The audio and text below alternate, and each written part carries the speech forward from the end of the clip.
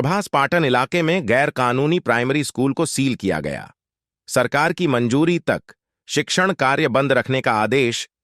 विस्तार से बताया जाए तो शैक्षणिक सत्र शुरू होते ही राज्य के बाकी हिस्सों की तरह गिर सोमनाथ जिला शिक्षा विभाग भी उस वक्त सतर्क हो गया जब प्रभास पाटन में सनराइज नाम का एक स्कूल नियमों का उल्लंघन कर संचालित हो रहा था। स्कूल के ऊपर अनधिकृत निर्माण कार्य और आसपास गंदे नालों जैसे विभिन्न कारणों से शिक्षा विभाग द्वारा स्कूल को सील कर दिया गया है।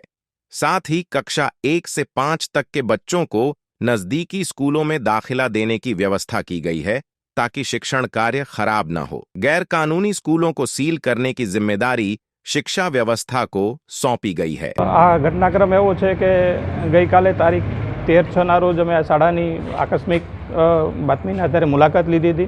आ शाळा कोईपण प्रकारनी आ स्थळनी मंजूरी धरावती नथी हाल અને અનધિકૃત રીતે ચાલે છે। બીજું શાળાનું જે બાંધકામ છે એ ઇન પ્રોસેસ છે કે ઉપરના માળનું બાંધકામ હજી બીયુ સર્ટિફિકેટ આવેલ નથી। આગળના ભાગમાં બાળકોનું જે આરોગ્ય છે એ જોખમાં એ રીતે ખુલ્લી ગટર છે એટલે બાળકોનું આરોગ્ય જોખમાં એ બાળકો અનધિકૃત શાળામાં અભ્યાસ ન કરે આવી અનેક ગેરરીતિઓ છે એ નિવારી શકાય તે માટે સરકારશ્રીની સૂચના મુજબ આજરોજ આ શાળા છે એ સીલ કરવામાં આવેલ છે અને ટ્રસ્ટીઓને જણાવેલ છે કે જ્યાં સુધી અન્ય કોઈ હુકમ ન થાય ત્યાં સુધી આ શાળાની અંદર કોઈ પણ પ્રકારનું શિક્ષણ કાર્ય એમને કરાવવાનું રહેશે નહીં। આ સનરાઈઝ સ્કૂલ ના નામથી ચાલે છે પણ હજી આ સ્કૂલની અંદર કોઈ બોર્ડ કે એવું લગાવેલું નથી।